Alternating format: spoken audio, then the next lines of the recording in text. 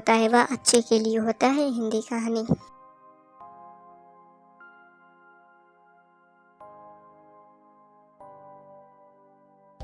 एक बार की बात है, एक राजा तलवारबाजी कर रहा था तो अचानक से उसके उंगली में कट लग गया। तो पास खड़े मंत्री अचानक से बोल उठे, राजा साहब चिंता ना करें, जो होता है अच्छे के लिए होता है।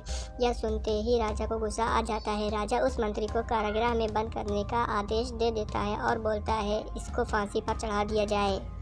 यह सुनकर मंत्री घबरा गया। उसने राजा से निवेदन किया, महाराजा मैंने आपके यहाँ इतने वर्षों तक काम किया है, क्या आप मेरी अंतिम इच्छा पूरी नहीं करेंगे?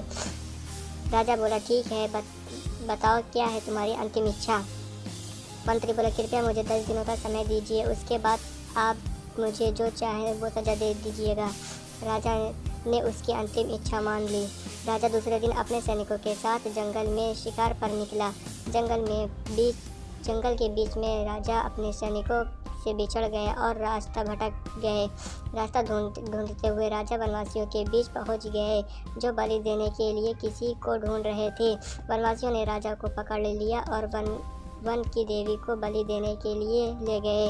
बलि देने की सारी तैयारियां पूरी हो गई। जैसे ही राजा को बलि देने के स्थान पर ले जाया गया, वहां खड़े बुजुर्ग की नज़र राजा की खंडित उंगली पर पड़ी। उसने आवाज़ लगाई कि ये खंडित है, इसकी बलि नहीं दी जा सकती।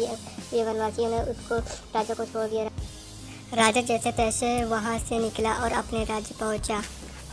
सबसे पहले कारागृह में अपने मंत्री से मिलने पहुंचा। राजा ने मंत्री से कहा, आपने सही कहा था, अगर मेरी उंगली कटी नहीं होती तो मैं जिंदा नहीं होता, यानी जो होता है वह अच्छे के लिए होता है। राजा ने फिर पूछा, मेरे तो फ़ायदा हुआ, लेकिन आपका कैसे फ़ायदा हुआ? मैंने तो आपको सज़ा दी।